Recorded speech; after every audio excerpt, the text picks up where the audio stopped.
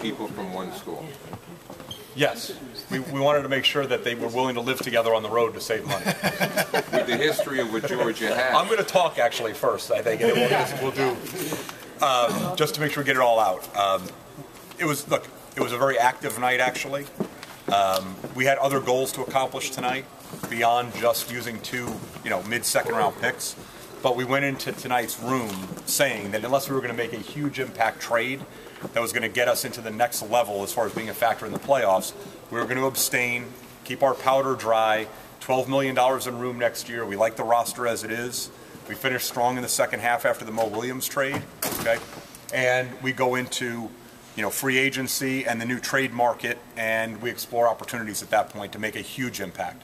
But from an incremental growth standpoint, we added two guys tonight that we definitely had higher on our board. From a size to skill ratio, we have Trey Tompkins and very early 20s, late teens in terms of his skill level. Travis Leslie obviously is an elite athlete. We think he can be a lockdown defender. He's an improving jump shooter. He's getting better with the ball in his hands, and we want to make sure Blake Griffin, has some competition in the dunk contest next year. So it was a good night. We think we found two guys that add to our culture. We got one guy with an incredibly high skill ratio that's a nice counterpart to what Blake gives us at the 4. We added another guy on the wing that can be a lockdown defender. In the second group, brings a lot of energy, can get out in transition, can really finish plays, and we think they're both a good fit for us. Your turn, Vin. Do you have anything to add? I'm very excited. I think to get the two players Neil talked about in Trey and Travis is better than I think I expected, to be honest with you. I think Neil and Gary and the whole scouting department did an excellent job. We were organized. We were ready for it. It worked out to, I think, an advantage for us. The skill set of Trey is impressive, the way he can shoot the basketball. And especially at the picks we had at 37 and 47, to get two guys, they are from the same school, it just worked out that way. But I'm excited to have them because we get some size, we get a backcourt guy, there's a mixture, there'll be some familiarity with both of those guys being able to play together in college, so that's a plus as well. Trey Tompkins also a very close friend of Farouk's. They played AAU basketball together. I'm sure Frank's the guy in the room that knows that. One of the best AAU teams in the country, so it's another guy to push our young guys. We have another group. I know, speaking with Arn Tellum's been calling for 2 days, hoping that if Trey were to slip into the second round, we would be their team. He's seen what Vinny and Mark and the rest of the coaches, along with the energy Blake's brought into the building, has done for a player like DeAndre, who had a raw skill set. So for a guy like Trey, who we need to kind of come in here loaded for bear, ready to get in great shape, and be in the kind of condition we need him to be in to take advantage of his skill set. Arn just thought this was a great fit. So, when you have people, of Arn's caliber trying to guide players to you in a draft in the second round, it means we're definitely taking a step in the right direction. Does he have both guys? He does not. Okay. No, he has Trey Tompkins. Are you concerned that, conditioning has been an issue with Tompkins, and you're saying that he's being directed here so that you can get him into that place? Is that a concern about maybe his motivation or just wasn't the right situation for him? He's a young kid. You know what I mean? Some of these kids need direction. The personalities are different. But I think we have an incredible coaching staff. The assistants have done a fabulous job. We obviously have a state-of-the-art facility. So, we just got to touch this kid, and we have the environment and the culture now to support these type of players. And now we have to do a good job kind of just putting our arms around him and, working with him. And he's going to have the desire to do it, but I think he does, and his skill set is impressive for where we got him.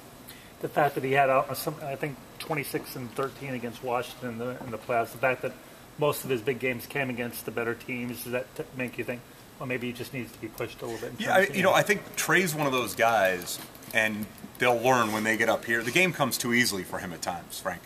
This is a guy, he's 6'10", he handles it, he shoots threes, he can put the ball on the floor and make plays off the dribble. They ran a lot of triangle stuff at Georgia when Mark Fox got there, a lot of playmaking responsibilities at the elbow, he makes reads. So I think with Trey, his father was a great player, was drafted by the Atlanta Hawks. I think at times, from a skill set, he was able to get away with it because he was just so much better from a skill perspective. And I think at this level, the conditioning catches up. Look, DeAndre Jordan learned that lesson. He got himself in great shape, and now we look at what he does from a production standpoint. So this is the reason you build $50 million practice facilities. It's the reason you change your culture so that you absorb guys into a culture of commitment, of conditioning, of guys working together, of guys competing on the practice court.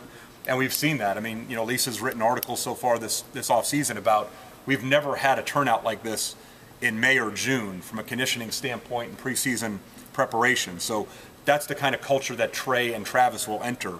And that's why I've got so much confidence that any issues he may have had not being peak condition at Georgia will not be an issue here.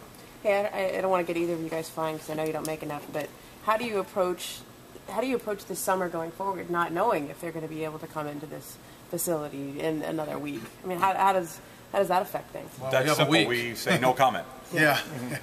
Because we don't want to get fined. Right. But, I mean, but is it how do you just sort of just broadly speak about it and think about it? Well, we'll bring him in, and we'll talk to him this week, probably on Monday or something, and, we'll set the ground rules down, and we'll give them their summer books and what they need to do and the areas they have to improve in, and explain to them how we do business around here and what's expected, and lay the groundwork down for them. And then I expect the players that we have that have been working here in May and June, and our team, the leaders, to put their arms around them and kick them in the butt if they have to, and do whatever needs to get these guys, in shape and condition and ready to go and perform at a high level. So it's a process. It doesn't happen overnight, and we've started the process, and we still have other steps to be taken, but this is another step in the right direction. I know, especially Trey was the guy you kind of fantasized that he might fall your way. How surprised were you when you looked up and he was there? Well, it starts getting a little nerve-wracking when you have 5 guys left on the board you like, and there's only 7. There's 7 picks left, so you live the nightmare scenario of them all going off the board. But it was reminiscent of the draft with DeAndre Jordan. We got to 29, we realized DeAndre was on the board with a couple of other guys, and things kind of had to break our way, or at least how we perceived it. And that's how it went tonight. But I do think WMG and Arn helped there. They weren't on the phones pushing their guys in the early 30s. Arn wanted to try and get Trey down to us because of all the things we've already talked about. So whatever influence he had at that point, that helped, and I knew he was in our corner. And the nice thing is that we're at a point in our history right now in our culture where guys are finding reasons to want to be here. And and I think Trey is one of those kids. I mean, he was as excited, and he was the one that mentioned it to Arn. His friendship with Farouk.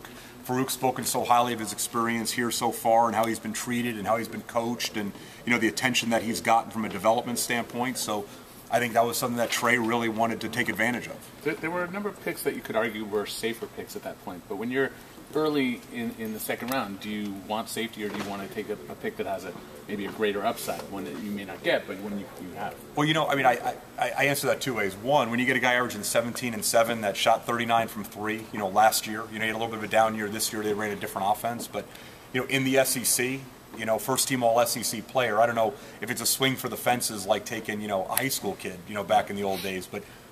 We went into it thinking, we want to try and hit home runs. I mean, taking a guy that just barely makes your roster and hangs around for a year or two doesn't do anything for you. And we had the same opportunity 2 years ago with DeAndre Jordan. There were safer players with more pedigree, probably than DeAndre, more of a track record. You could apply more statistical analysis to their production. But, here we sit today with DeAndre Jordan, being a starting caliber center in our league. So, I think that Trey's a great compliment to Blake. He brings a lot of things that we need on this team. He has a high IQ. He shoots the ball. He's a willing passer. He plays within flow and structure. He understands schemes and coverages. So with Trey, that's that. And with Travis, you just wind him up and put him out there, and things are going to happen. So, Trey is definitely one of those. Travis is definitely one of those guys that he's probably the 6'3" DeAndre Jordan in this draft. He's gotten more done in the college level. But from an athleticism standpoint, the guy's an elite athlete, probably the best athlete in the draft, and he keeps getting better. One of the things we looked at was his mid-range jumpers had gotten much better. He's an 80% free throw shooter this year, so you can see that skill is coming around. And like I said, to be able to bring guys like Eric Bledsoe and Travis Leslie and Al-Farouq Aminu, guys that can really defend in that second group and turn people over and get out in transition and make life tough for people, that's what we're really trying to accomplish. So it seems like maybe when your picks came up,